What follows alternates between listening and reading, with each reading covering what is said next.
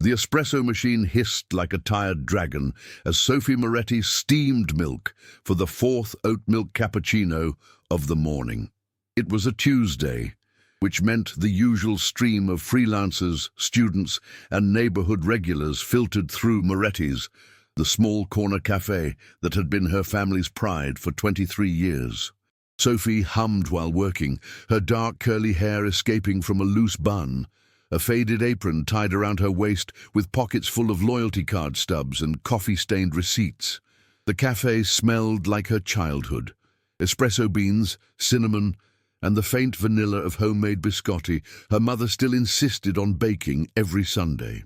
The morning light filtered through large windows, illuminating mismatched wooden chairs, soft watercolor paintings from local artists, and a vintage counter that had watched 3 generations of Moretti's pour coffee. It was the kind of place that made you forget you were in Brooklyn, or rather reminded you that Brooklyn still had corners where time moved differently. "Here you go, Marcus," Sophie said, sliding a perfectly crafted cappuccino across the counter to a regular who worked in IT 3 blocks away. "Extra cocoa today, just like you like it." Marcus smiled gratefully, pulling out a $5 bill. Sophie waved it away with the gesture she always made. "On the house. You've been loyal for 3 years. Besides, you smiled at Mrs. Chen yesterday when she was having a rough morning. That's worth more than $5. This was Sophie's philosophy, one that made her accountant mother pull her hair out during quarterly reviews. People mattered more than profit margins. Connections mattered more than transactions. A cafe was supposed to be a refuge, not a transaction terminal. The bell above the door chimed at 11:47 precisely. Adrian Rothschild walked in like he owned the place, which technically he would own in 3 months if everything went according to plan. He was tall, objectively so, with the kind of sharp features that came from generations of old money and minimal smiling. His suit was charcoal grey, expensive in a way that screamed, "I didn't have to try," and his watch probably cost more than Sophie's monthly rent. Everything about him was angles. Sharp jawline, sharp eyes the color of winter slate, sharp movements that suggested a man perpetually calculating something. He looked directly at Sophie, and she felt it like a sudden cold breeze in summer. "Black coffee," he said. Not requested, stated as though giving an order at a board meeting. "Espresso, double shot, nothing else." Sophie blinked. In 3 years of running this cafe, she had never heard anyone order like that. Like the coffee was a utility, not an experience. "Sure," she said, her smile automatic and professional, the one she used for people clearly having a bad day. "House blend, or do you want to try our single-origin Ethiopian? Just arrived yesterday, and it has these beautiful notes of—" "Whatever you have is fine," Adrian interrupted, his eyes already moving to his phone. He didn't glance around at the cafe's charm, didn't notice the string lights or the community board covered in flyers for local musicians and yoga classes. He stood at the counter like he was waiting for an elevator to arrive. Sophie felt a small spark of annoyance, the kind that made her grandmother's voice echo in her head. "Never judge a person by their outside, Sophie. Everyone is fighting a battle you know nothing about." So she smiled even wider, determined to crack whatever ice wall this man had built around himself. "You know what? I'm going to surprise you," she said, already moving toward the espresso machine with practiced grace. "Trust me, I have a feeling about you." Adrian looked up from his phone, one eyebrow raised in a way that might have been amusement or might have been contempt. With someone like him, it was genuinely difficult to tell. "I don't like surprises," he said flatly. "Everyone likes surprises," Sophie countered, steaming milk with confident movements. "You just haven't had the right one yet." While the milk frothed, Sophie worked with the kind of focus that came from genuine passion. She pulled the espresso shots with precision, watching the rich creamer form. She poured the milk into the cup in one fluid motion, creating a small latte art design. A simple leaf, nothing fancy, but clean and intentional. She added a tiny pinch of cinnamon on top, then handed it over with a triumphant expression. "One Ethiopian espresso with steamed oat milk and just a whisper of cinnamon," she announced. "Trust me." Adrian took the cup like it might combust. He looked at the latte art for 2 full seconds, longer than Sophie expected, before raising it to his lips. He drank. His expression didn't change. Not remotely.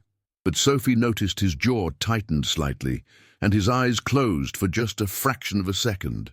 "It's good," he said, which felt like a confession extracted under interrogation. "It's excellent," Sophie corrected gently, "but I'll take good as a compliment from you. I can tell compliments don't come easy." Adrian's eyes met hers again, and this time there was something different in them.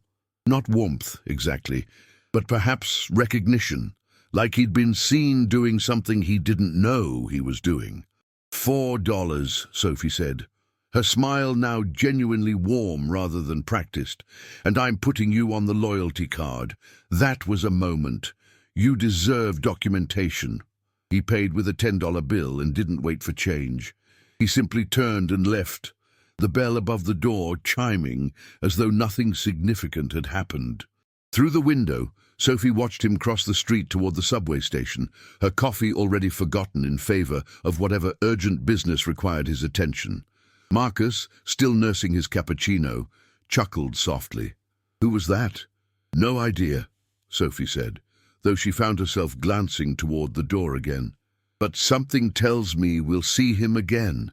Meanwhile, in a glass office tower on Fifth Avenue, Adrian sat in his corner office on the 42nd floor, the coffee cup beside his laptop. The view of Manhattan sprawled behind him like a conquered kingdom.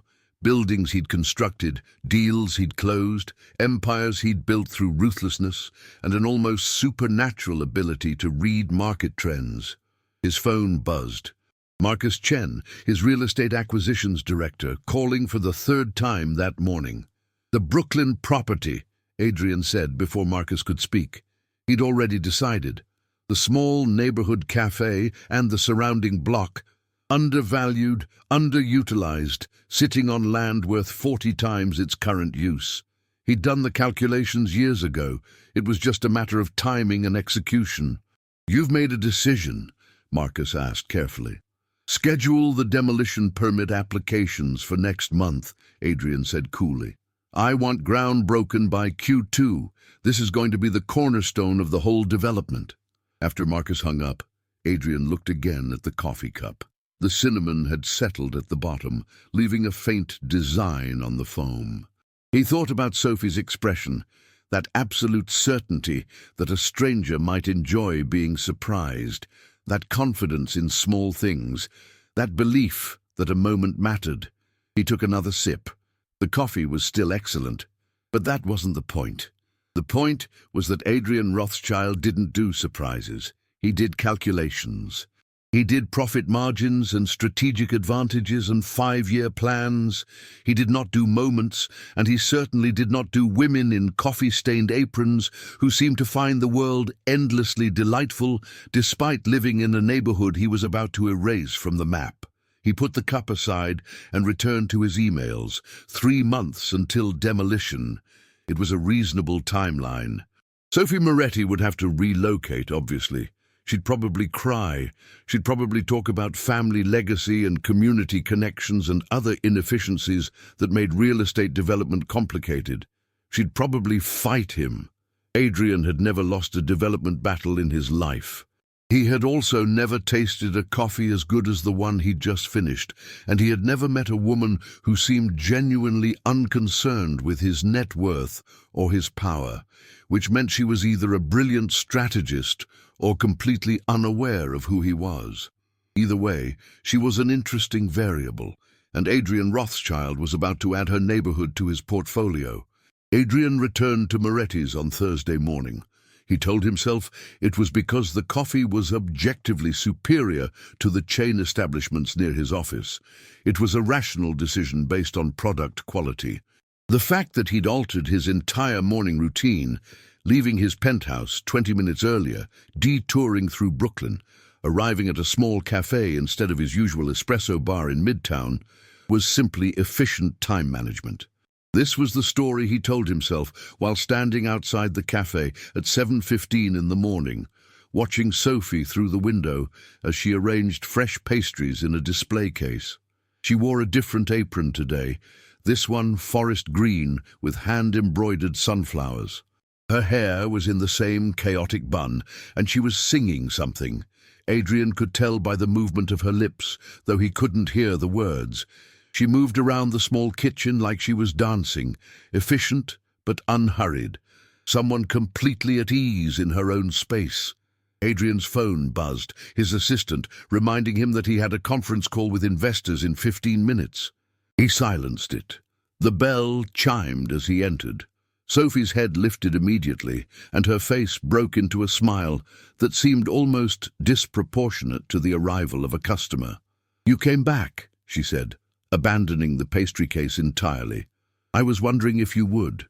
Most people who order like robots either hate coffee or love control so much they can't enjoy anything that doesn't meet their exact specifications." "I'm here for the coffee," Adrian said, moving to the counter. It was true, technically, though increasingly he was uncertain about what constituted the primary draw. "Sure you are," Sophie said, her tone suggesting she believed approximately none of this. "Let me guess, you want the same thing as last time?" "I want you to surprise me again," Adrian heard himself say, then correcting, "with the coffee." Sophie's eyes lit up in a way that made something in his chest feel unfamiliar and uncomfortable. "Really? You said you don't like surprises." "I said I don't like surprises," Adrian repeated, aware he was standing at the counter like someone pretending to be human. "I didn't say I wouldn't tolerate them under specific circumstances." "That's the least romantic thing I've ever heard," Sophie laughed, already moving toward the espresso machine. "But I respect the honesty. Okay, new challenge. Tell me something about yourself. Something real, and I'll create a coffee that matches your personality." Adrian watched her begin her work, the way her hands moved with absolute confidence, the way she seemed to have conversations with the machines themselves, murmuring to the espresso maker like it was an old friend. "What makes you think you can extrapolate someone's personality from a brief conversation?" "I'm a barista," Sophie said simply, steaming milk with the kind of focus most people reserved for important matters. "I spend 8 hours a day reading people, what they order, how they order it, what they're avoiding talking about, what makes them light up. It's basically psychology with caffeine."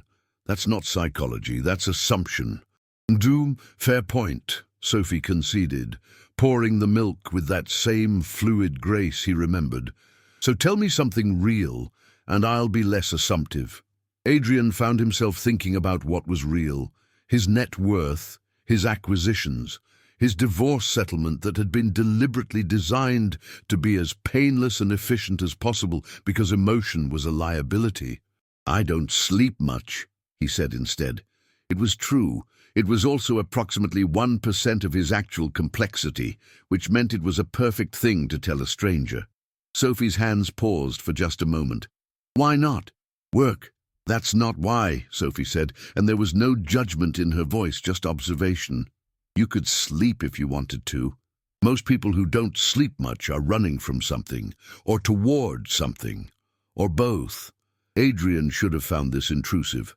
Instead, he found it remarkable that someone he'd met once could read him this accurately without access to his financial statements or background checks. "You're doing it again," he said, "assuming." "I'm observing," Sophie corrected, handing him a cup. "This one's on me. Think of it as a gift for your honesty." The cup was warm in his hands. The design on top was more complex this time, not a simple leaf, but something more intricate, though Adrian couldn't quite identify what. There was cinnamon again, and something else. Honey, maybe. Something warm and slightly sweet. He drank. It was somehow both comforting and invigorating, familiar and surprising. It tasted like late nights and early mornings simultaneously, like someone had liquefied the specific feeling of being awake at 3 in the morning with your thoughts. "What is this?" he asked. "Colombian single origin with a touch of honey and a pinch of cardamom," Sophie said, watching his face with obvious satisfaction. For someone who doesn't sleep, it's not trying to fix you, it's just acknowledging where you are. Sometimes that's better than pushing you toward where you're supposed to be. Adrian drank more, and for the first time in approximately 7 years, he felt something shift in his chest that wasn't related to market fluctuations or acquisition metrics.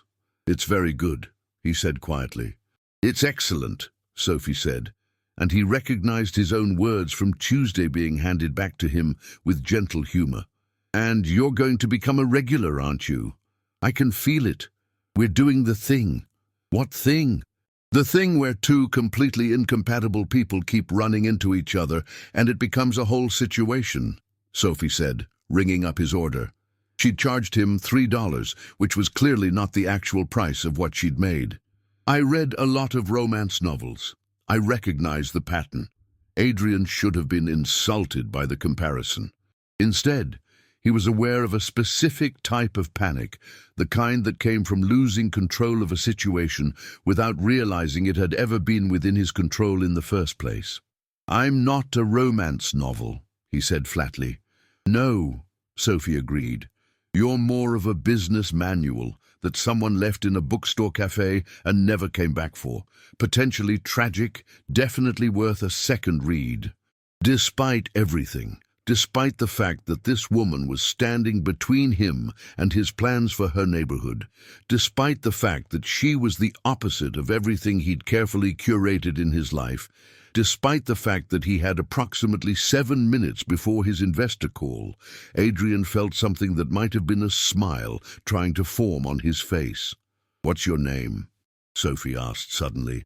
"I've been thinking of you as espresso guy in my head, and it's not dignified." There was a moment, a genuine moment, where Adrian considered lying, not because he was actually dishonest, but because the truth felt dangerous. His name came with context. Adrian Rothschild came with Google search results and Wikipedia pages, and the kind of notoriety that made people see you differently. But Sophie was waiting, genuinely curious, holding no particular expectation of who he was supposed to be. Just a question asked while she wiped down the espresso machine, treating him like a person rather than a brand. "Adrian," he said. "Adrian Rothschild." Sophie's hand stilled on the cloth, just for a second. Then she resumed cleaning, her expression carefully neutral in a way that suggested she was actively maintaining it. "Adrian Rothschild. That's a name." "You know who I am," Adrian said. It wasn't a question. "I know of you," Sophie corrected, and her voice was different now, still warm, but with an undertone of something else. Caution, maybe, or the beginning of something complicated. "Real estate developer, built about half of Manhattan, not particularly known for being warm and fuzzy." "And yet I'm here," Adrian said. "You are," Sophie acknowledged.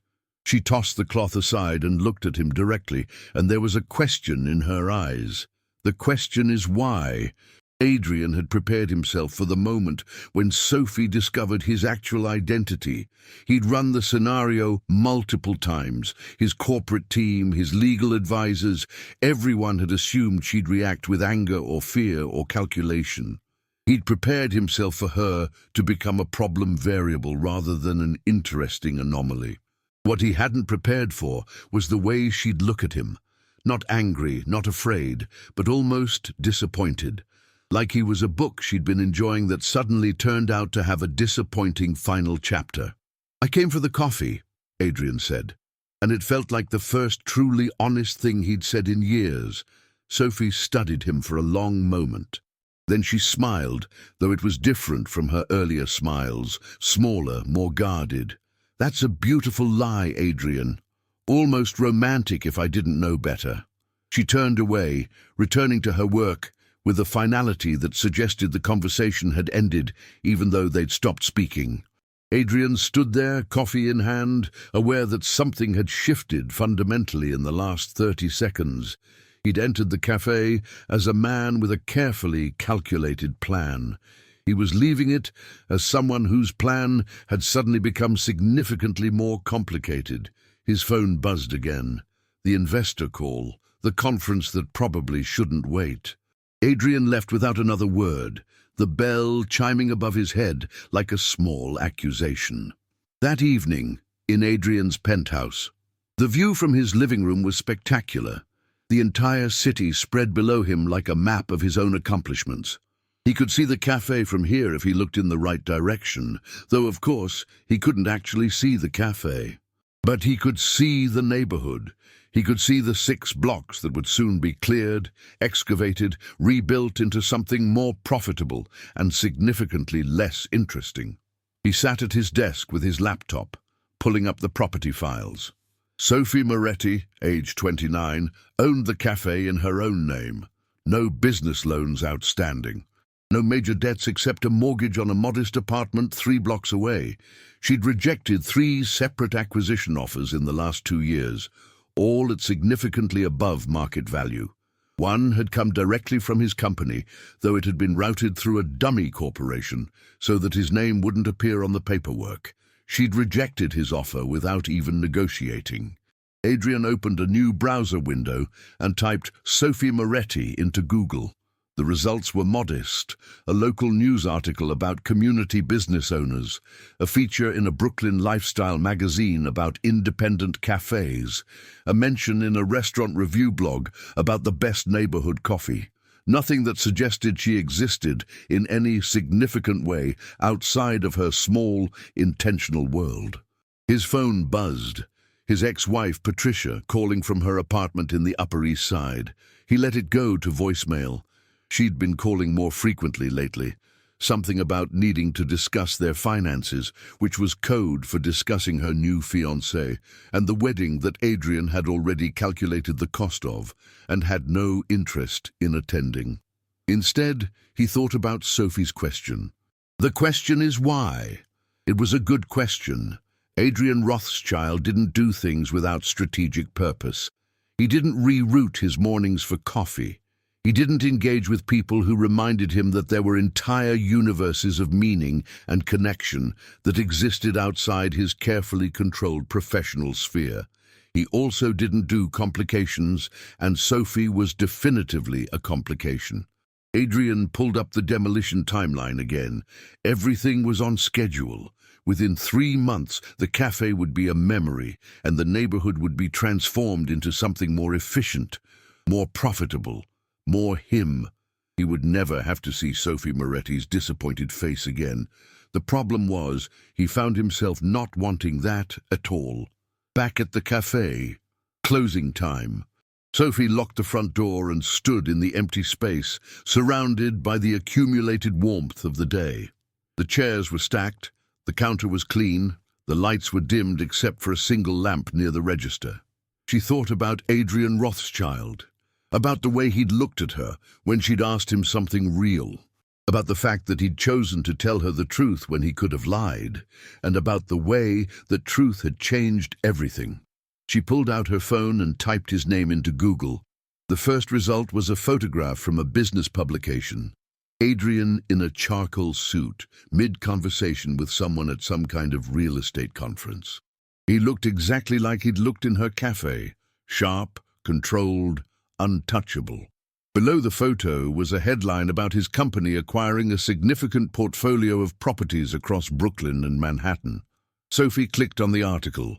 It discussed development plans, growth projections, investment opportunities, and then, buried in the 3rd paragraph, the Rothschild Development Group is currently negotiating acquisition of several underutilized Brooklyn properties, with particular focus on the Williamsburg neighborhood. The company plans to transform the area into a mixed-use development featuring luxury residential units, high-end retail and corporate office space. The Williamsburg neighborhood. Sophie's cafe was in Williamsburg. She sat down in one of the stacked chairs and felt something complicated settle in her chest. Adrian had come to her cafe knowing exactly what he wanted to do to it. He'd let her make him coffee and surprise him, and talk about psychology and romance novels while carrying information that made him her enemy, or made her his obstacle, which amounted to the same thing. The question was, what did Adrian Rothschild actually want from her? And more importantly, what was she going to do about it? Adrian didn't return to the cafe on Friday. Sophie noticed this, the way she noticed everything else about the space. The missing presence felt like a minor disruption in the ordinary rhythm of her morning. She told herself it didn't matter. She told herself that a billionaire real estate developer who frequented small neighborhood coffee shops was statistically improbable anyway. She told herself that discovering his identity had been helpful, actually, because it meant she could stop wondering about him and start preparing for what was coming. The preparation, as it turned out, arrived on Monday morning in the form of a certified letter. Sophie's mother brought it to the cafe, her face pale, the envelope trembling slightly in her hands. Maria Moretti was 62 years old, had survived the immigration process with 3 children and a husband who'd worked himself to death, and had never been afraid of anything. But she was afraid now. "It's from lawyers," her mother said in Italian-accented English that had never quite faded despite 40 years in America. "Lawyers with big names and expensive buildings." Sophie opened the letter with steady hands that felt like they belonged to someone else. The words were precise, legal, and absolutely devastating. The Rothschild Development Group was making a formal offer to purchase the property at market value, plus a 20% premium. The offer was valid for 14 days. After that, they would be forced to pursue alternative acquisition strategies, which the letter vaguely implied involved eminent domain and municipal connections. It was a threat dressed in corporate language. "We have 2 weeks," Sophie's mother whispered, sitting down heavily in one of the cafe chairs. 2 weeks to decide if we want to sell our home or if we want to fight something bigger than us. Sophie read the letter 3 times, looking for something. Anything that suggested Adrian had written it with reluctance or sympathy. There was nothing. It was professional, clean. The kind of letter that suggested the person behind it didn't experience the situation as human tragedy, but as a business problem requiring a business solution. By Wednesday morning, Sophie had made her decision. Rothschild Development Group headquarters, 42nd floor. Adrian's office was exactly what you'd expect. Minimalist, expensive, designed by someone who understood that power could be communicated through restraint. Floor-to-ceiling windows, a desk made of black marble and stainless steel. Absolutely nothing personal, except for a single framed photograph of Adrian at approximately age 12, with a man who'd presumably been his father, both of them looking equally uncomfortable at being captured on film. His assistant, Derek, had called 3 times trying to schedule his afternoon meetings. Adrian had ignored all 3 calls. He was instead reviewing the latest market analysis on the Brooklyn portfolio, looking at projections that showed exactly what he already knew. This development would make him approximately $47 million richer. He should have felt satisfied. Instead, he felt something closer to hunger, the kind that had nothing to do with money and everything to do with the fact that he hadn't tasted decent coffee in 4 days. The intercom buzzed. Derek's voice, carefully controlled. "Sir, there's a woman here to see you. She doesn't have an appointment, but she's—" "Tell her I'm in meetings," Adrian said automatically. "She says she's not leaving until you see her. And she's been standing in our lobby for 32 minutes, and frankly, sir, she's starting to intimidate the reception staff." Adrian looked up from his monitor. There was something in Derek's tone that suggested he was not describing a woman who could be easily dismissed. He stood, straightened his suit jacket, and walked toward the door. When he opened it, Sophie was standing in his private office's entryway like a general who'd just conquered enemy territory. She wore a deep red coat over what looked like her cafe clothes, jeans, and a Moretti's t-shirt. Her hair was down today, her dark curls falling past her shoulders, and her face had the kind of carefully constructed composure that suggested she'd spent considerable time preparing for this moment.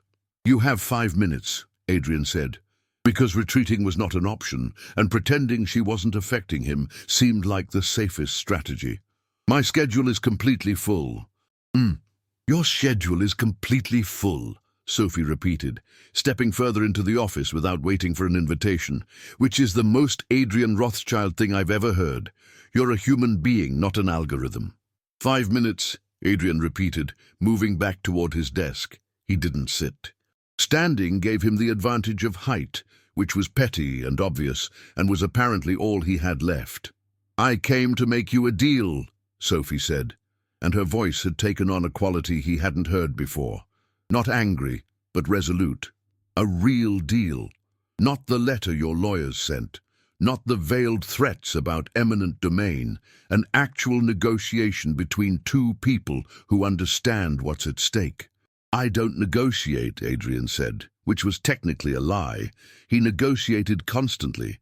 What he meant was that he didn't negotiate with people who couldn't hurt him financially, and Sophie couldn't hurt him financially. She could hurt him in ways that were arguably more dangerous, which was precisely why he needed this conversation to be over. See, that's where you're wrong, Sophie said, moving to his window and looking out at the city with an expression that suggested she was seeing it differently than he did. You negotiate every single day. You're just bad at negotiating with people who don't want what you're offering. I'm offering above market value, Adrian said coldly. That's significantly more generous than most development situations. Sophie turned to face him, and her eyes were so sad that Adrian had to look away. You're offering me money for my family's life, for my mother's home, for the place where I learned everything I know about hospitality and community. You're offering me money and calling it negotiation, which is why you've never actually connected with another human being in any meaningful way. Adrian felt something sharp in his chest, the kind of pain that came from being understood in a way that was deeply, fundamentally unflattering. You don't know anything about my connections. I know you came to a small cafe for 4 days in a row, Sophie said, her voice softer now. I know you let me make you coffee and ask you questions about yourself. I know you told me something real, and then I know you went back to your office and sent lawyers to threaten my family. So what I know about your connections is that you're capable of them, but you don't trust them, which means you destroy anything that threatens the careful control you've built around yourself. You're very perceptive, Adrian said coldly. Congratulations on the amateur psychology. Now, if you're done— I'm done when you listen, Sophie interrupted, and there was steel in her voice. Here's my deal. You have coffee with me. 1 hour. Not in your office, not in my cafe, but somewhere neutral. Just coffee. And you actually talk to me. Not corporate speak, not the Adrian Rothschild version that exists for the public. The actual human being who said he doesn't sleep much because something is chasing him. And in exchange, I'll listen to why this particular neighborhood matters so much to you that you'd risk whatever this is. Sophie gestured between them. To destroy it. And maybe we can figure out if there's actually a way forward that doesn't involve me losing everything. Adrian should have said no. He should have called security. He should have let Derek escort her out and continued with his afternoon of carefully scheduled meetings with people who understood that business was business and emotion was a liability. Instead, he found himself looking at Sophie, really looking at her, and seeing someone who'd just walked into a 42nd floor office to fight a billionaire with nothing but conviction and hope. There's a cafe, he said finally. Neutral ground. Tomorrow at 5 p.m. It's in Midtown. I'll be there, Sophie said, and something in her expression shifted. Relief, maybe. Or the satisfaction of someone who'd just discovered that the enemy could actually be negotiated with. She turned to leave, then paused at the door. Adrian? You said you don't do surprises. But the truth is, I surprise myself sometimes, too. That's how you know you're actually living, when you do something you can't predict. You should try it sometime. Then she was gone, and Adrian was left standing in his minimalist office with the Manhattan skyline behind him, feeling like he'd just lost a negotiation he hadn't realized was happening. That evening, in Adrian's penthouse, Adrian sat on his terrace overlooking the city, a drink in his hand that he wasn't actually tasting, His ex-wife had called again. His business partner had texted about quarterly projections. His assistant had sent 47 emails requiring his attention. He ignored all of them. Instead, he opened a folder on his laptop labeled Brooklyn Portfolio and began reading through the original market analysis. The cafe property had been flagged 3 years ago as underutilized, 5 years ago, 7 years ago. It was the kind of property that accumulated in a developer's mind, a problem waiting to be solved, an inefficiency waiting to be optimized. But somewhere between 3 years ago and this week, it had stopped being a property and had started being Sophie's life. Adrian pulled up Google Maps and looked at the neighborhood through satellite view. He could see the cafe, impossibly small from this perspective. He zoomed in further, then further until he could almost see through the windows. Almost see Sophie moving behind the counter, creating art out of coffee and milk, treating every customer like they mattered. His phone buzzed. A text from his ex-wife. "We need to talk about the wedding. Mother is insisting on your attendance for photo purposes." Adrian deleted the message without responding. He thought about Sophie's observation that he destroyed anything that threatened his control. He thought about his marriage to Patricia, which had been strategic rather than romantic. He thought about the fact that he'd never once made her a custom coffee, never once been surprised by her, never once felt like the ground had shifted beneath his feet. He'd called that efficiency. Sophie would call it tragic.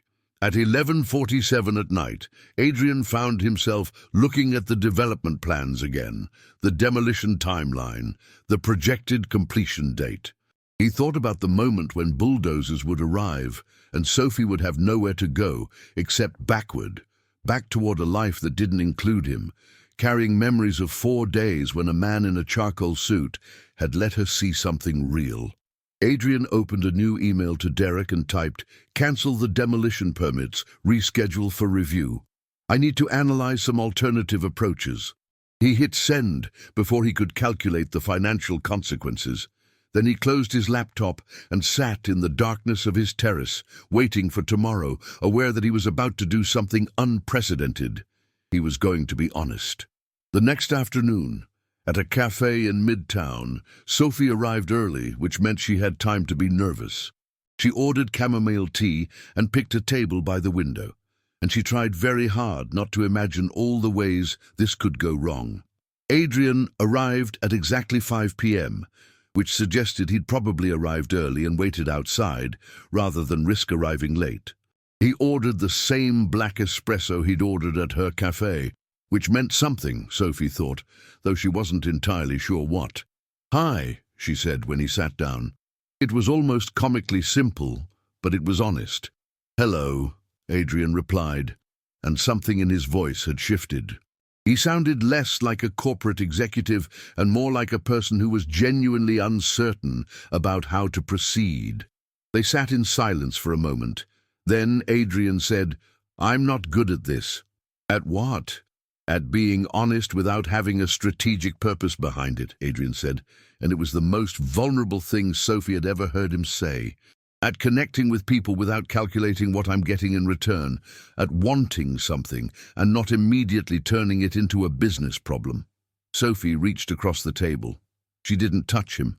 She just placed her hand there, palm up, a question and an offering simultaneously. "Then we'll practice." Adrian looked at her hand for a long moment. Then he placed his hand against hers, and Sophie felt his fingers tremble slightly, which was somehow more powerful than anything physical about him. "I grew up watching my father build things," Adrian said quietly. "I watched him turn empty spaces into empires.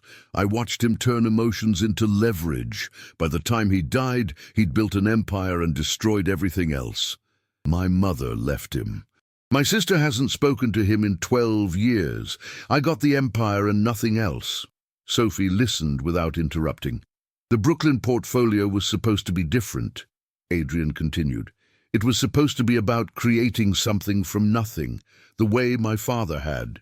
But it was also about proving I could do it without destroying people. Except I was destroying you. I was destroying your neighborhood and your family and calling it progress. "Why did you come back?" Sophie asked. "To the cafe? After that first day?" Adrian looked at their hands, still touching on the table. "Because you looked at me like I was a person, not a problem, and that terrified me. Because I realized that I wanted to be someone who could appreciate cinnamon in coffee and spontaneity and the kind of joy that doesn't have a market value. But I'd spent so long becoming someone else that I didn't know if that person still existed." "He does," Sophie said softly. "He exists. He's sitting here right now having a conversation instead of a transaction." "I want to save the cafe," Adrian said, and the words seemed to cost him something. "I want to save it and your neighborhood, and I want to figure out a way to do that without losing everything I've built. I want to prove that you don't have to choose between having principles and having power." "That's very romantic," Sophie said, and there was a smile in her voice. "Very romance novel. Very two incompatible people figure out how to meet in the middle." "Is it possible?" Adrian asked. "Actually, practically possible? Or is this the moment where we both realize that we're from completely different worlds and it's never going to work?" Sophie thought about this carefully. She thought about the logistics and the complications, and the fact that Adrian Rothschild was fundamentally changed by business in ways that couldn't be entirely undone. But she also thought about the way he was looking at her, like she mattered more than quarterly projections, like connection was more valuable than control. "It's going to be complicated," Sophie said finally. "You're still going to want to optimize things. I'm still going to want to save everything. We're going to fight about development and growth and what progress actually means." "I know," Adrian said. "But maybe," Sophie continued, "maybe we can figure out a development plan that saves the neighborhood instead of erasing it. Maybe you can build something around what already exists instead of destroying it, and maybe I can grow without losing what matters." Adrian lifted her hand and pressed it to his forehead. It was such an unexpectedly tender gesture that Sophie felt something break open in her chest. "I'm going to need help," Adrian said. "I don't know how to do this differently. I've spent 15 years optimizing systems. I don't know how to honor them." "Good thing you know someone who does," Sophie said. "Someone who understands communities and people and the value of things that don't show up on balance sheets."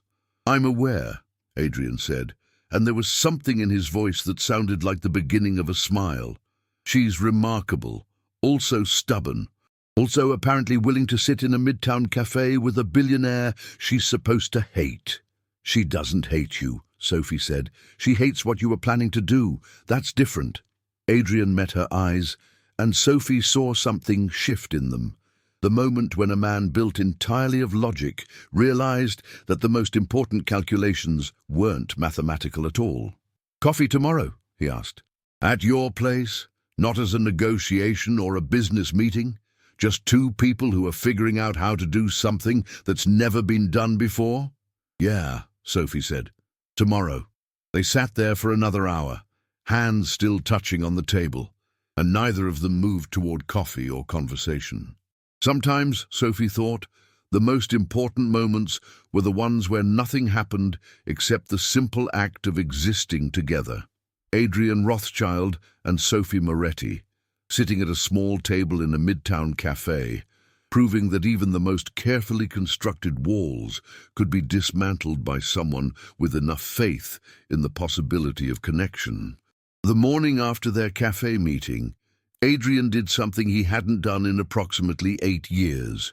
He arrived at his office late, not just slightly late, which was unthinkable for someone like him, but genuinely, noticeably late. He'd spent the morning at Moretti's, sitting at a corner table with Sophie, watching her work.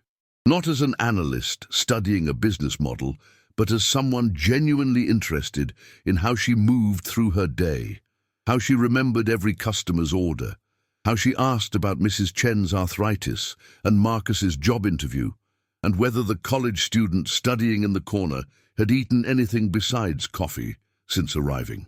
She operated on a completely different system than the rest of the world, one based on connection rather than efficiency, on quality rather than volume, on creating spaces where people felt seen rather than served.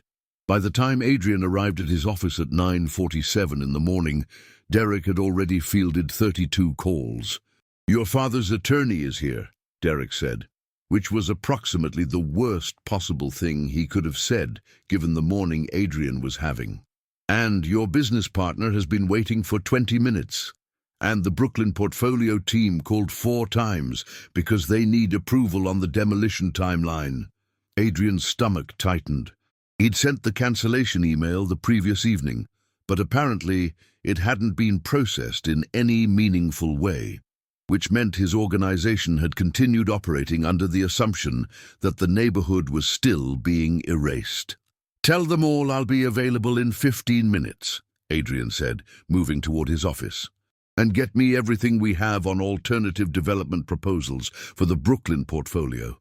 Mixed-use developments, neighborhood preservation models, everything that doesn't involve demolition." "Sir," Derek said carefully, "there's nothing in our files like that. We've never done that kind of development. We demolish and build. That's the model." "Nib, then we learn a new model," Adrian said flatly. "Get me architectural firms that specialize in community development.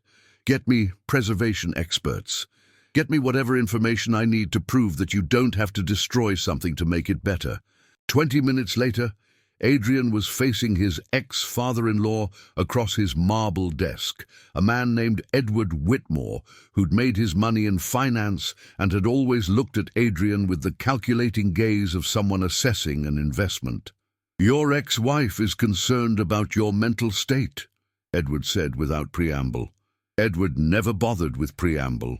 "She's mentioned that you've been unpredictable lately. Missing meetings, cancelling projects. She's wondering if you're experiencing some kind of crisis." Adrian felt a flash of anger, which was interesting because he'd thought he'd spent the last 15 years optimizing away the ability to feel anger. "My mental state is fine. I'm simply reconsidering the direction of some projects." "The Brooklyn portfolio is worth $380 million, Edward said carefully. "You're not reconsidering something worth $380 million because you had a good morning. What's actually happening?" Adrian considered lying. It would have been easy. He could cite market concerns or competition, or any of 100 business-related excuses that would satisfy Edward's need for rational explanation. But he'd spent the last 48 hours learning that honesty was more valuable than strategy, and he wasn't about to unlearn that lesson just because his ex-father-in-law was asking uncomfortable questions. "I met someone," Adrian said, "and she made me realize that the person I've been building all these years isn't the person I actually want to be." Edward stared at him for a full 10 seconds. Then he laughed. Actually laughed, which was something Adrian had never heard him do. "You're risking $380 million for a woman. That's either the most romantic thing I've ever heard or a sign that you've completely lost your grip on reality." "Probably both," Adrian admitted, "but it's also the right decision." Across Brooklyn, at Moretti's, Sophie was having a significantly less complicated morning, though it was complicated in different ways. Her mother had arrived at 6 in the morning with a portfolio full of documents, the formal offer, the timeline, the legal implications of refusing. "We could lose everything," Maria said in Italian, switching between languages when her feelings were too large for English. "They'll take us through courts. They'll find reasons. Rich people always find reasons." Sophie made her mother an espresso, the best one she'd ever made, with all the love and security she could pour into the cup, and then she sat down across from her. "Mom," she said carefully, "what if we don't have to lose? What if there's another way?" "There's no other way with men like that," Maria said, but her voice was uncertain.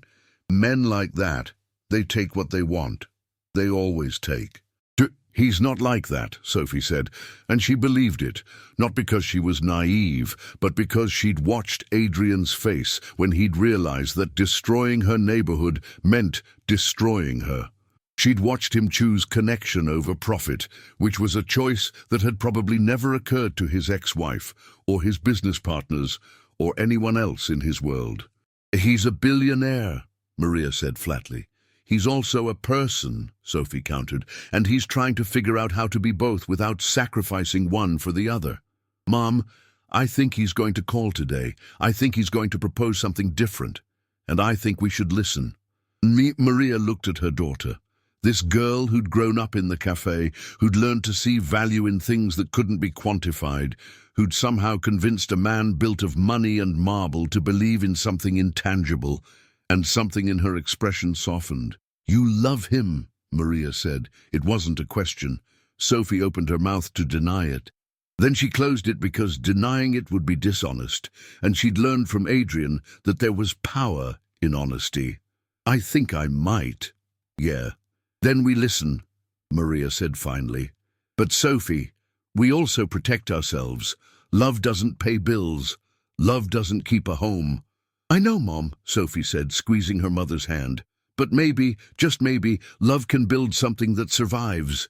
That afternoon, in a conference room at Rothschild Development, Adrian had assembled a team, architects, urban planners, preservation experts, financial analysts, and he was explaining an idea that would have been unthinkable 2 weeks ago. We keep the neighborhood, he said to the assembled group of people who looked at him like he'd suggested building with marshmallows. We preserve the existing structures. We build around them instead of replacing them. We create a development that honors what's already there instead of erasing it. That's not development, his head architect David Chen said carefully.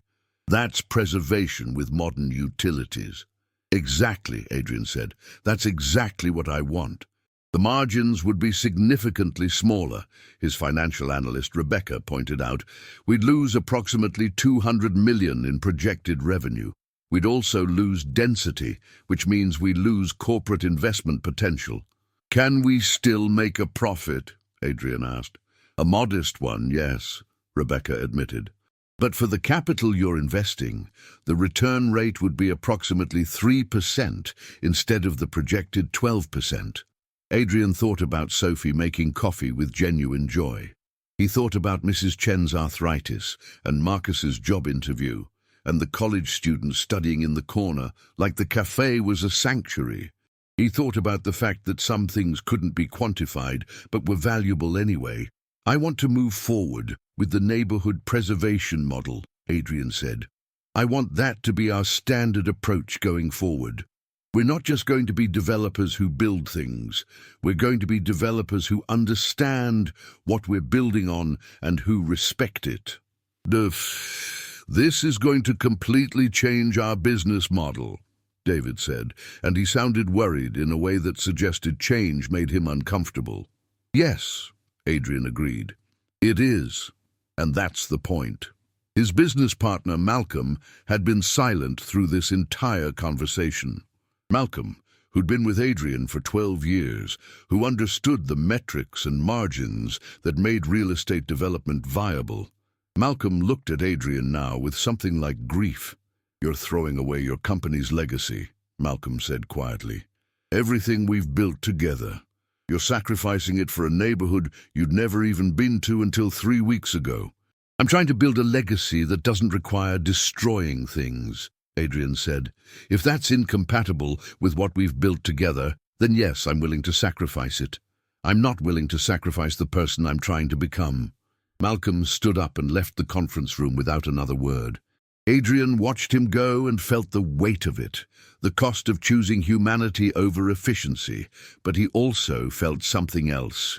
The relief of someone who'd finally stopped living in a way that violated his own conscience. I'm going to need a new business partner, Adrian said to the remaining group. Someone who understands that profit doesn't have to come at the expense of people. David, are you interested? David looked shocked. Then slowly he nodded. Actually, yeah, I've wanted to do this kind of development for years. I just didn't think it was financially viable. Neither did I, Adrian said, until I realized that some of the most important things are worth doing, even when they're not financially optimal. That evening, in Adrian's apartment, Adrian had prepared carefully for this moment. not with the corporate strategy that usually governed his decisions, but with something more genuine. He'd arranged flowers, though he'd asked the florist for something that looked like Sophie's handwriting, which had confused the florist until Adrian explained that he meant something natural and a bit chaotic rather than perfectly arranged. He'd prepared food from the restaurant downstairs because he knew better than to attempt to cook. He'd put on music that wasn't business podcasts or news. He'd basically tried to create an environment that acknowledged that he was a person attempting intimacy rather than a man conducting a meeting. When Sophie arrived, she was nervous in a way that made her adorable. She wore a dark blue dress that brought out her eyes, and she'd done something to her hair. It was still curly, but it was curly in a way that suggested she'd spent time making chaos look intentional. "Hi," she said, and the simplicity of the greeting made Adrian smile. "Hi yourself," he said, stepping back to let her in. "I wanted to show you something." He led her to his study, where he'd printed out the entire architectural plan, the neighborhood preservation model, the spaces where her cafe would not only survive but expand, the community garden they'd create, the small shops and restaurants and businesses that would be carefully integrated rather than replaced. Sophie looked at the plans in silence for a long time. "You did this?" she asked finally. "You changed everything?" "I tried to," Adrian said. "I don't know if it's right yet. I don't know if it's practical. But I wanted you to see that there's a version of development that doesn't require destruction. A version where everyone gets something instead of some people losing everything." Sophie touched the plan where her cafe was marked. "This is real? You're actually doing this?" "I'm actually doing this," Adrian confirmed. "I cancelled the demolition permits. I restructured my business model. I fired my business partner. I basically burned down the system I spent 15 years building because it was predicated on the idea that progress required erasure." "Adrian," Sophie said, and her voice was thick with emotion, That's enormous. What about your company? What about the people who depend on you?" "They'll adapt," Adrian said. "They'll either understand that the goal has changed or they'll leave. But I can't keep building the way I was building. Not after meeting you. Not after understanding that there's another way." Sophie turned to face him, and there were tears in her eyes. Not sad tears, Adrian thought, but the kind that came from being overwhelmed by something good. "I have conditions," she said. Adrian's heart sank slightly. "Conditions?" "Yeah," Sophie said firmly. "First, I want community input on everything you build. I want the neighborhood to have a say in how it's developed. Not just you and me deciding what's best, the actual people who live here." "Done," Adrian said immediately. "Second, I want the neighborhood cafe to be protected, not just financially but legally. I want some kind of trust that ensures it stays independent and community-focused forever." "I can work with that," Adrian said. "I'll have our lawyers create something that ensures permanent protection." "And third," Sophie said, stepping closer to him, "I want you to promise that you're going to keep learning, that you're going to keep challenging yourself to be better, that you're not going to slide back into being the person who optimized away his own humanity just because it gets difficult." Adrian reached out and tucked a piece of her hair behind her ear. "I can promise to try. I can promise that you'll be there to call me out if I start becoming a corporate automaton again. I can promise that you're more important to me than any profit margin or development project. But I can't promise perfection." "I'm not asking for perfection," Sophie said softly. "I'm asking for honesty and effort and the willingness to keep surprising yourself." "I can do that," Adrian said. And then, because he'd learned from Sophie that sometimes the most powerful moments were the simplest ones, he kissed her. It wasn't a dramatic kiss or a triumphant kiss.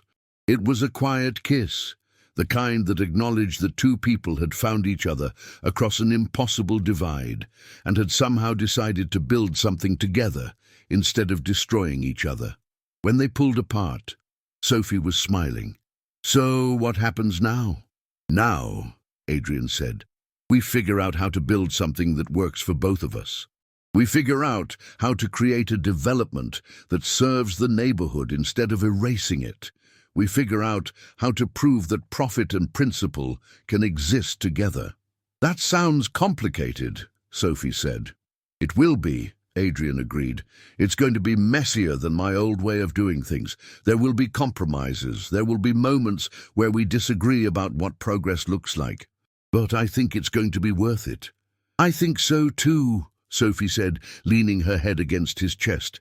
Adrian, thank you for choosing this, for choosing me, for choosing to be different. Adrian held her there in his study, surrounded by architectural plans and flowers that looked like handwriting, and he thought about the fact that the most important development project he'd ever undertaken wasn't going to appear on any balance sheet. It was going to change the shape of a neighborhood, yes, but more importantly, it was going to change the shape of his entire life. And for once, the unpredictability didn't terrify him. It felt like possibility. The article appeared on a Thursday morning in the New York Business Journal under the headline, "Billionaire developer Adrian Rothschild abandons $300 million project for Brooklyn love story." Adrian read it while sitting in Sophie's cafe, drinking the coffee she'd made for him that morning, a new blend she was developing that combined Ethiopian beans with a hint of lavender. He read about himself described as impulsive, enamored, and making questionable business decisions. He read about the financial loss his company would sustain. He read about speculation regarding whether this was a publicity stunt or a genuine shift in philosophy. He read, essentially, about how the world was interpreting his choice to build something humane instead of profitable. "Oh, no," Sophie said, reading over his shoulder. Her face had gone pale. "Adrian, this is bad. This is really bad." She was right. Within 4 hours, the story had been picked up by 3 major news outlets. By evening, it was trending on social media. By the next morning, it was the subject of every business podcast in America. The narrative was simple and damning. Billionaire meets barista.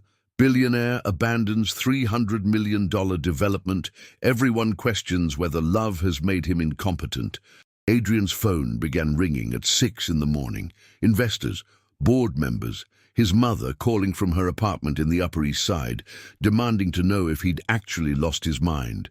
His ex-wife, Patricia, calling to say that she'd told Edward he was unstable, and this was basically confirming it. By 10 a.m., Adrian had received 43 calls and 112 emails, almost all of them expressing concern about his mental state or suggesting that he was making a catastrophic error. Sophie, meanwhile, was experiencing her own version of chaos. The cafe had become a minor celebrity destination overnight. News crews were outside her shop by Friday morning, asking her questions about her relationship with Adrian while she was trying to make coffee. Customers who'd been coming for years were suddenly being jostled by reporters. Her mother had received 3 calls from real estate speculators asking if she'd consider selling after all, now that the neighborhood was suddenly in the news and therefore more valuable. "This is insane," Sophie said, sitting in Adrian's apartment on Friday evening. They'd ordered takeout because leaving the building had become impossible. The lobby had filled with reporters trying to access Adrian's floor. Her cafe had been photographed so extensively that it had become a tourist destination. "It'll pass," Adrian said, though he didn't sound particularly convinced. "Media cycles are short. By next week, something else will be news." "But the damage will have been done," Sophie said, and there was frustration in her voice. "Adrian, you've spent 15 years building credibility as a developer. You've spent 1 week losing it because people think you made an irrational decision for love." "I did make an irrational decision for love," Adrian said calmly. "That's not something I'm going to deny." "But it wasn't irrational," Sophie said, standing up and pacing toward the window. "It was the opposite of irrational. It was you finally listening to your own conscience instead of your spreadsheets. That's not a love-struck decision. That's a moral decision." Adrian watched her pace, understanding that she was working through something important. "What are you actually worried about?" he asked quietly. Sophie stopped at the window and looked out at the city. "I'm worried that I've ruined your life. I'm worried that 5 years from now you're going to resent me because you gave up a $300 million project. I'm worried that I'm the person who made you less than you were supposed to be." Adrian stood and walked to her, turning her away from the window so he could see her face. "Sophie, look at me. The person I was supposed to be was someone who built empires by destroying neighborhoods. The person I was supposed to be was someone who could rationalize anything as long as it was profitable. I don't want to be that person anymore. That person was empty." "But he was successful," Sophie said. "He had credibility. He had respect. He had fear." Adrian corrected. "People feared him. That's not the same as respect. And he didn't have anything real, not connections, not genuine relationships, not the ability to create something that mattered beyond quarterly earnings. You didn't ruin my life, Sophie. You saved it." Sophie looked at him for a long moment, and Adrian could see her wrestling with whether to believe him. "The media is going to destroy us," she said finally.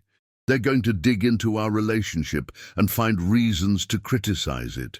They're going to say I trapped you or seduced you or whatever narrative makes the best story. They're going to hurt us." "Yes," Adrian agreed. "They probably will.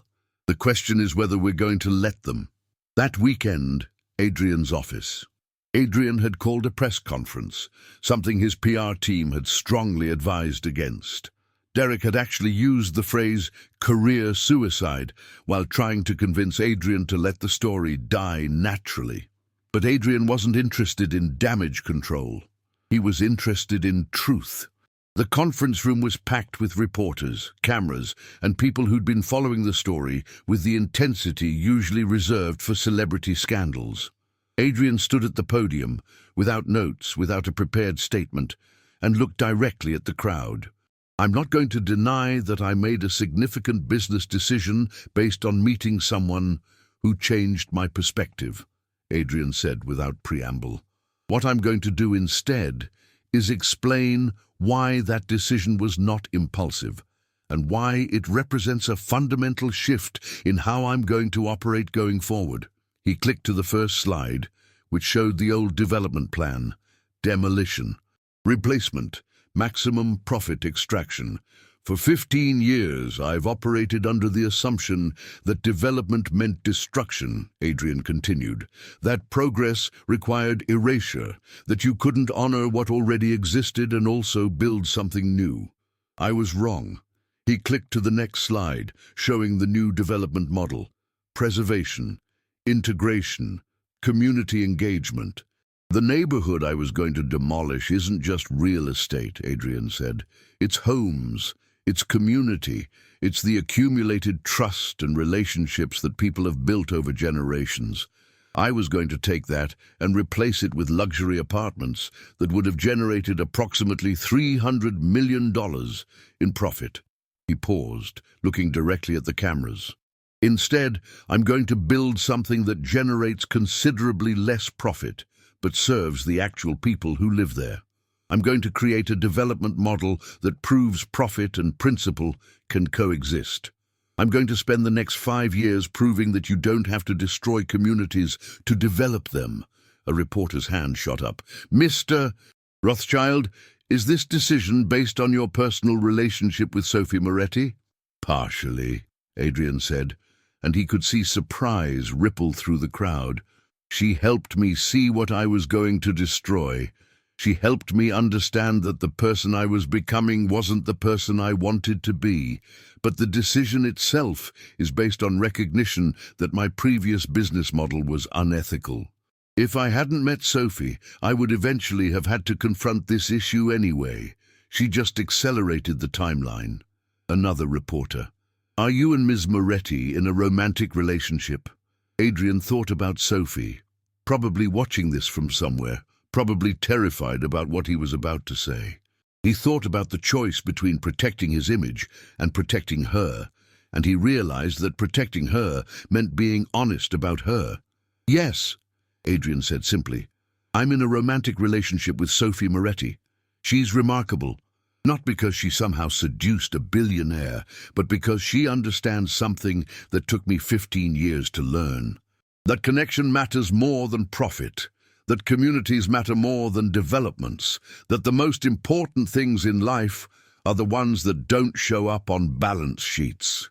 He could see reporters scrambling to take notes, could see the energy shifting, the story changing from "billionaire has breakdown" to "billionaire fundamentally restructures company philosophy." "The neighborhood of Williamsburg is going to be preserved," Adrian continued. "The existing businesses will be protected. There will be community input on every development decision. And the Moretti Cafe, which has been a neighborhood fixture for 23 years, will be permanently protected as a cultural landmark. That's not because I'm enamored with the owner. It's because it's the right thing to do."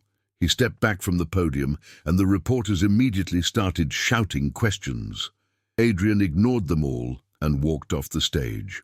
That evening, at Moretti's Cafe, Sophie had watched the entire press conference from her apartment, sitting next to her mother, while Maria held her hand in a grip that was approximately one step away from cutting off circulation.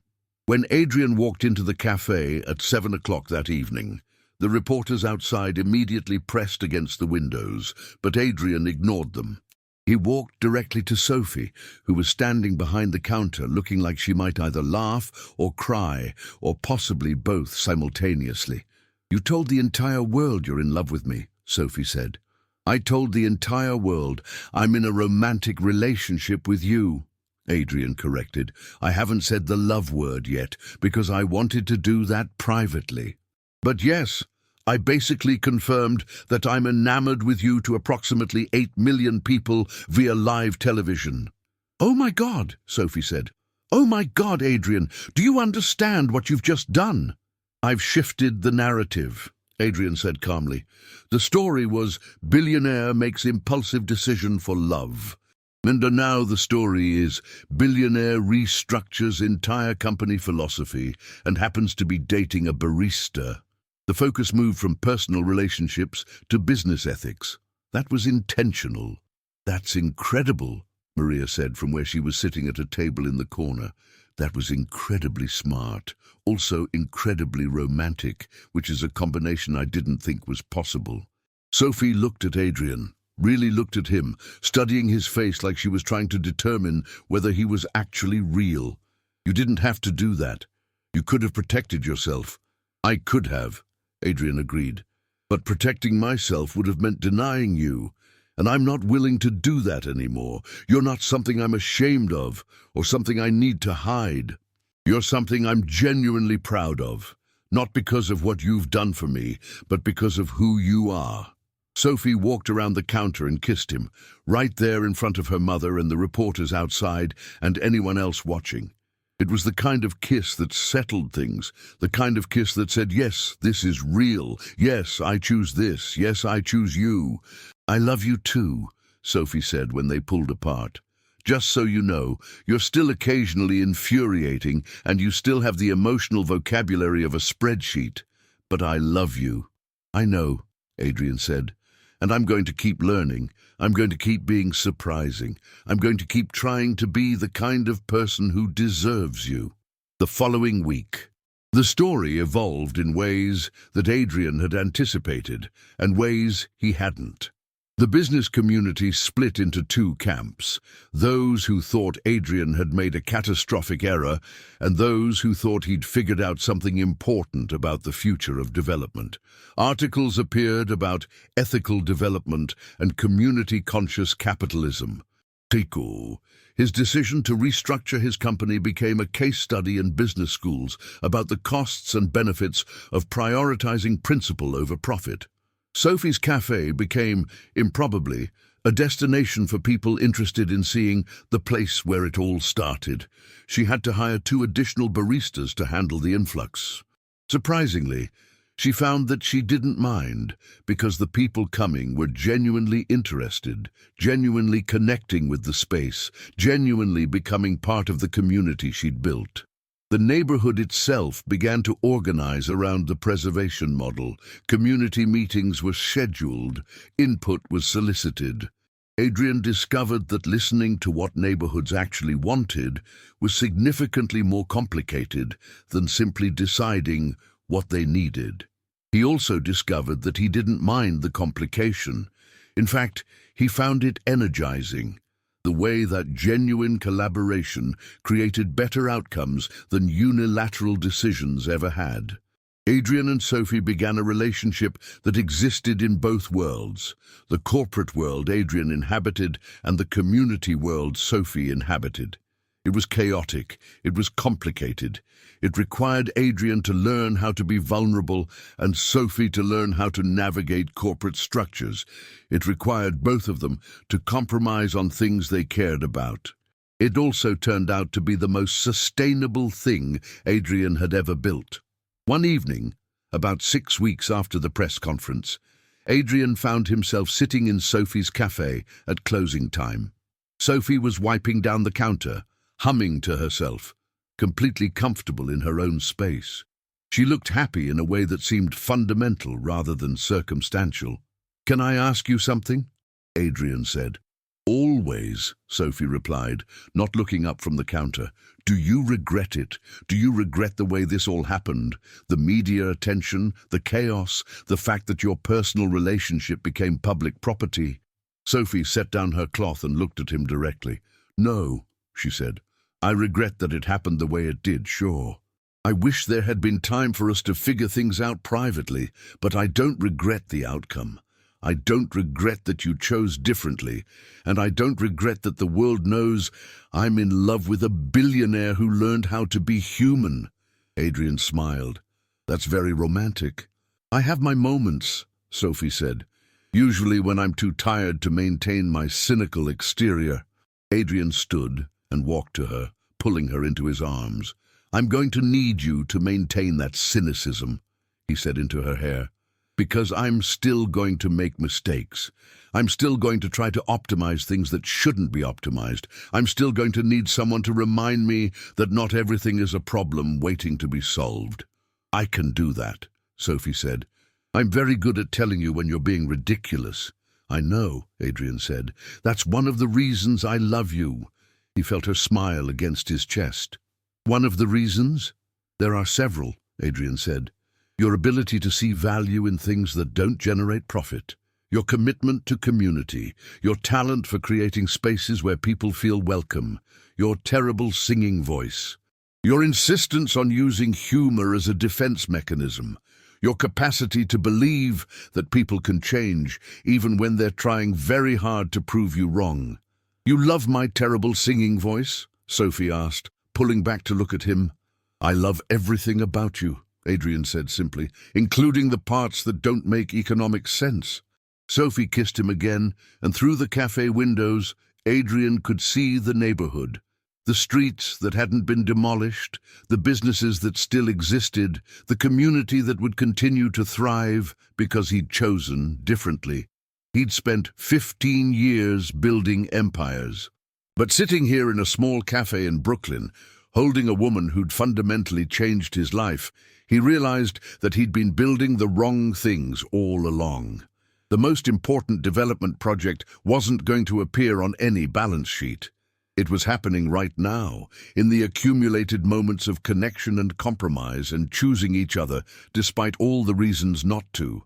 And for the first time in his life, Adrian Rothschild understood what it meant to build something that actually mattered. 1 year later, on a Saturday morning in early spring, Adrian stood on a rooftop overlooking Williamsburg, watching the last phase of construction come to completion. The neighborhood had transformed, but not in the way he'd originally planned. The old buildings remained, the cafe, the vintage bookstore, the family-owned hardware store that had been there since 1972. But around them, something new was growing. Mixed-income housing integrated between the existing structures. Community gardens where there had been empty lots, a small amphitheater for neighborhood events. Retail spaces designed specifically for local businesses, not corporate chains. It was messier than his original vision, more complicated, less profitable. It was also undeniably better. "You're going to fall off the roof," Sophie said, appearing beside him with 2 cups of coffee. She'd taken to bringing him coffee to his various construction sites, which Adrian suspected was partly because she was thoughtful and partly because she didn't trust him to make decent coffee on his own. "I'm contemplating," Adrian said, accepting the cup gratefully. It was today's special, something with rose petals and honey that Sophie had been experimenting with for weeks.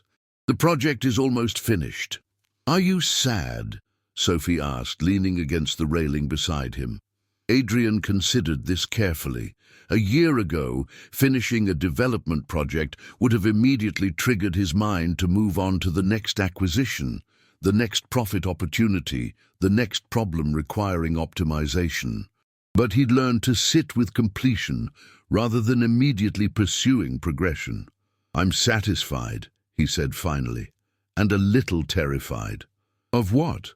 "Of whether this model actually works long-term," Adrian admitted. "Of whether the neighborhood will actually thrive, or if I've just deferred a problem. Of whether the investors I've aligned with for future projects will stick with me, or if this was interesting as a one-time thing, but fundamentally not scalable." Sophie was quiet for a moment, drinking her coffee. "You're asking if you made the right choice," she said. "You're asking if choosing principle over profit was actually the smart decision." "Something like that," Adrian conceded.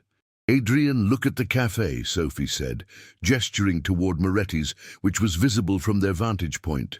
The building looked exactly as it always had. Same signage, same windows, same community gathering place. It's the exact same cafe it was a year ago. But its survival isn't precarious anymore. My mother isn't terrified that we're going to lose it. I can expand without destroying what already exists. That's the success. Not that the cafe became something different, but that it got to stay exactly what it was while everything around it evolved. Adrian understood what she was really saying. Success wasn't about transformation, it was about preservation. It was about creating conditions where things could thrive rather than survive. "When did you become the wise one?" Adrian asked. "I've always been the wise one," Sophie said primly. "You've just been too busy optimizing to notice." They stood there for another hour, watching the neighborhood come together. Workers moved across the rooftops with practiced efficiency. Delivery trucks brought materials for the final installations. In the distance, Adrian could hear the sounds of the weekend, people moving through the neighborhood, voices calling to each other, the ambient noise of a community that was fundamentally alive. His phone buzzed. His assistant, Derek, sending updates on the quarterly financial report. Adrian read it and felt something shift in his chest. Not anxiety, but something more interesting.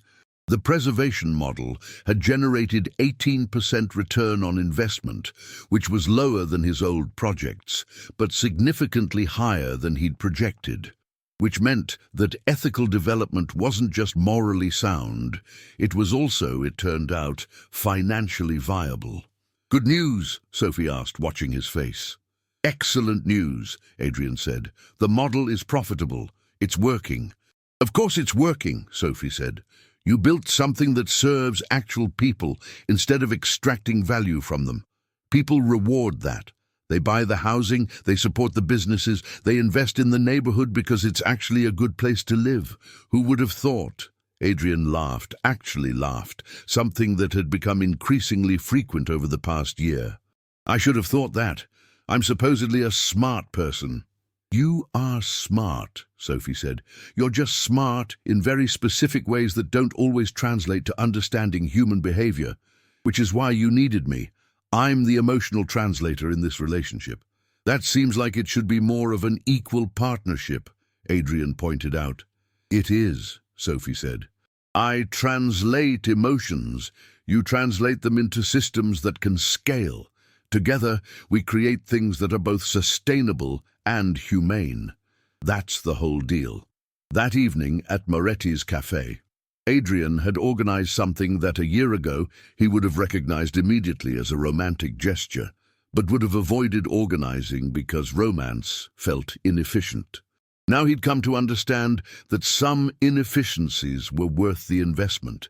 He'd closed the cafe for the evening, which Sophie had found extremely suspicious, and he'd covered every surface with photographs. The progression of the neighborhood over the past year, pictures of Sophie making coffee, pictures of Adrian at community meetings, learning how to listen, pictures of them together, looking increasingly comfortable in each other's presence. There was also a timeline, not a business timeline, but a life timeline. The day they met, the day Adrian cancelled the demolition permits, the day of the press conference, the day they first said, "I love you," the day they moved in together, the day Sophie officially became a partner in Adrian's development projects, her voice integrated into every decision. "What is all this?" Sophie asked, spinning slowly to take in the entire cafe. "Documentation," Adrian said. "Evidence. I wanted you to understand that this past year hasn't been some detour from my actual life. This has been my actual life, building something with you, building a neighborhood with you, building a version of myself that actually feels worth being." Sophie's eyes were getting that wet quality that usually preceded tears. "Adrian, this is beautiful. This is ridiculously romantic." "There's more," Adrian said, and suddenly his carefully planned speech felt absolutely terrifying. Which was interesting because he'd negotiated $100 million deals without this level of anxiety. "I've been trying to figure out how to ask you something, and I kept trying to make it efficient. I kept trying to plan the exact right moment with optimal variables. And then I realized that's not how this works. This doesn't require optimization." He reached into his pocket and pulled out a ring, not ostentatious, not trying to prove anything, just genuine. It was a vintage band with a diamond that had belonged to his grandmother, someone he'd barely remembered until this past year when his mother had brought it to him and said, "I think your grandmother would have liked Sophie. She was stubborn about building things that mattered too." "Sophie Moretti," Adrian said, and his voice was steadier than he expected. "Will you marry me?" Sophie stared at the ring for approximately 3 seconds. Then she laughed, not delighted laughter, but genuine surprised laughter. "You just realized I turned you into a romantic person, and now you want to marry me?" "Adrian, that's hilarious. That's completely ridiculous." "Is that a yes?"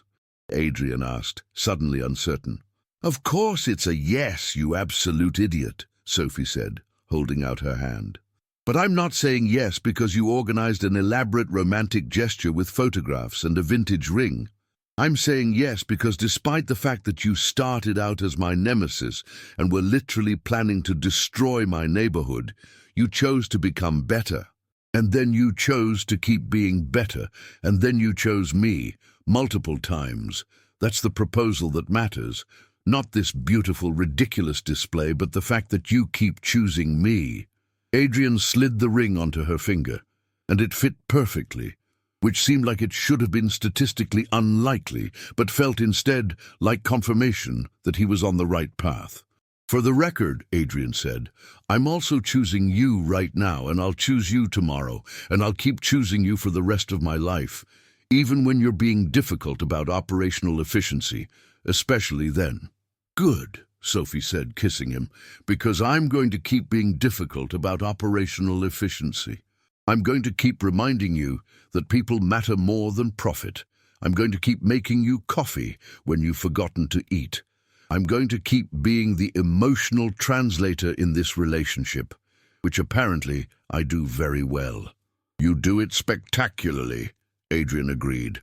6 months later, the wedding took place in the rooftop garden that overlooked the neighborhood, the place where Adrian had first taken Sophie to show her the development plans. It was late September, the weather perfect in the way that New York weather only occasionally managed, the city spread out below them like a map of possibilities.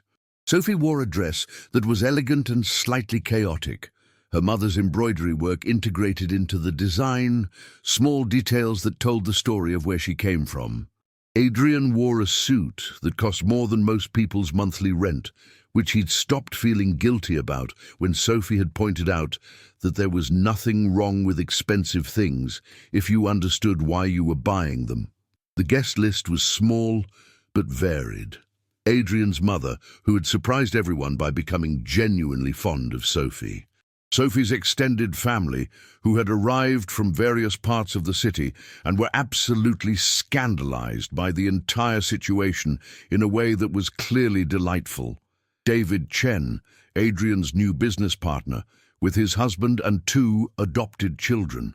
Derek, Adrian's assistant, who had learned to understand that his boss's transformation was actually making the company more successful, not less. And Marcus Chen, the college student, the barista who'd become a regular, the woman whose arthritis Sophie had asked about a year ago, and dozens of people from the neighborhood, people whose voices had mattered in the development process, people who'd benefited from Adrian's shift in philosophy, people who understood that this wedding represented something larger than 2 people deciding to spend their lives together. It represented a fundamental shift in how the world could work, the idea that you could build something beautiful without destroying something equally beautiful, that profit and principle could coexist, that love could actually change systems if you were willing to let it. During the ceremony, Adrian looked at Sophie and understood something he'd never quite understood before. The most important development project he'd ever undertaken wasn't a building or a neighborhood or a company restructure. It was himself. It was the process of becoming someone capable of understanding that connection mattered more than control, that sustainability required consideration of the humans who'd be living in your constructions. Sophie had given him that. Not by changing him. People couldn't be changed unless they chose to change, but by reflecting back to him a version of himself that existed beneath the corporate armor, a version that had been waiting for permission to emerge. When they kissed at the end of the ceremony, Adrian felt something settle, not contentment exactly, because he still believed in growth and progress and becoming better, but something like peace, the peace that came from building something sustainable and real. 1 year later, the Williamsburg development was complete and thriving. The neighborhood had maintained its character while adding new life. The cafe was busier than it had ever been, but in a way that Sophie controlled. She still knew every customer's name, still asked about their lives, still created spaces where people felt genuinely welcome. Adrian had restructured his entire company around the preservation model. His profit margins were lower, but his employee satisfaction was significantly higher. His investors had evolved. Those who cared only about maximum return had left, replaced by people who understood that sustainable development required consideration of community impact. Sophie had become an official partner in the company, not because Adrian wanted to include her in his business, but because she genuinely had valuable insights about how neighborhoods actually functioned. She'd gone back to school part-time, studying urban planning, bringing her instinctive understanding of community to a more formalized framework. They'd bought a house 3 blocks from the cafe, a brownstone that had been lovingly restored by a family who'd lived there for 70 years and had decided it was time to move closer to their grandchildren. It was imperfect and requiring constant maintenance and completely wrong from a development perspective, which was exactly why they'd chosen it. One Tuesday evening, Adrian was working in his home office while Sophie was developing new coffee recipes in their kitchen. It was the kind of ordinary evening that would have seemed unbearably boring to the Adrian of 2 years ago. Now, it felt like the entire point of everything, the ability to be home with someone you loved, working on things that mattered, building a life that was both sustainable and genuinely satisfying. "Adrian," Sophie called from the kitchen, "come try something." Adrian saved his work and moved to the kitchen, where Sophie had set up a small espresso station. She handed him a cup with an expression that suggested she was very proud of something. "What is this?" Adrian asked, drinking it cautiously. It was complex. Dark chocolate, something citrus, something floral. It tasted like autumn and comfort and home.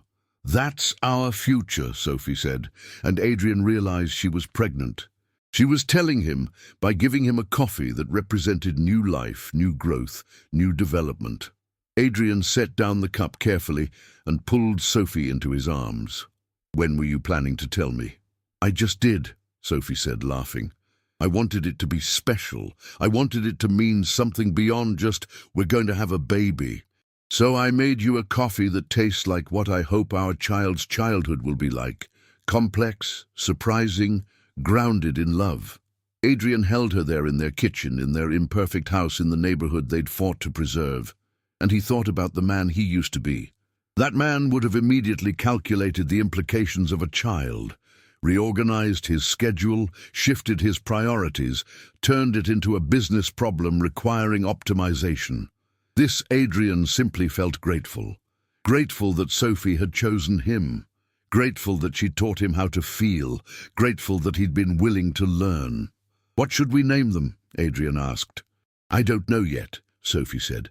"But I know they should grow up understanding that connection matters more than profit, that communities matter more than developments, that love is a legitimate reason to change everything about how you live. They'll have excellent parents for teaching them that," Adrian said. "One of us is still going to be kind of intense about optimization," Sophie pointed out. "Probably," Adrian conceded. "But they'll also have someone who reminds them that some things are worth doing inefficiently. Some things are worth doing just because they matter." "That's a good balance," Sophie said, leaning her head against his chest. "Like us." Adrian looked around the kitchen, at the espresso machine that had been central to their story, at the window overlooking the neighborhood they'd saved together, at the woman he'd never planned to meet, carrying the child he'd never planned to have. He thought about the $300 million project he'd abandoned. He thought about the empire he'd restructured. He thought about the person he'd chosen to become, instead of the person he'd been trained to be. And he understood that this ordinary Tuesday evening in an imperfect house in a preserved neighborhood was the most valuable thing he'd ever built. Not because it generated profit, not because it was efficient, not because it was strategically sound, but because it was real. It was sustainable.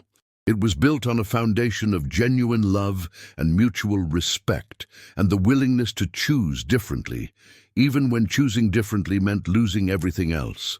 Adrian Rothschild had spent 15 years optimizing systems. But it took meeting a barista with flour in her hair and hope in her eyes to understand that the most important system, the one that actually made life worth living, couldn't be optimized. It could only be chosen. And he chose this. He chose Sophie. He chose the neighborhood. He chose the imperfect, complicated, inefficient path toward building something genuinely beautiful. He would keep choosing it every single day for the rest of his life.